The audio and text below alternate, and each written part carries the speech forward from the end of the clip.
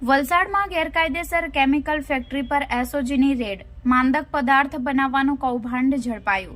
વલસાડ તાલુકામાં ડીઆરઆઈની રેડ બાદ વધુ એક ગેરકાયદેસર ચાલતી ફેક્ટરી ઝડપાતા ખળભળાટ મચી ગયો છે।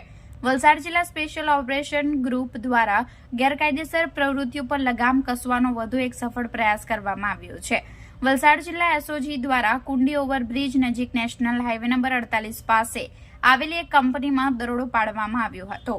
પ્રાથમિક તપાસમાં જાણવા મળ્યું કે આ ફેક્ટરીમાં અલગ અલગ કેમિકલનો ઉપયોગ કરીને પાવડર ફોર્મમાં માંદક પદાર્થ બનાવવામાં આવતો હતો। ચોંકાવનારી વાત તો એ છે કે આ કંપની માર્ચ મહિનાથી લાયસન્સ વગર ગેરકાયદેસર રીતે કાર્યરત હતી। એસઓજી દ્વારા કંપનીમાં રહેલા મશીનો સહિત ₹11 લાખથી વધુનો માંદક દ્રવ્યનો મુદ્દામાલ જપ્ત કર્યો છે। તમામ પાવડર ફોર્મના માંદક પદાર્થના સેમ્પલ લઈ તેની વધુ તપાસ અને પુષ્ટિ માટે પોલીસ દ્વારા એફએસએલમાં મોકલવામાં આવ્યા છે। પોલીસે આ મામલે કંપની સંચાલક સહિત 4 કામદારોની અટકાયત કરી તેની સઘન પૂછપરછ હાથ ધરી છે।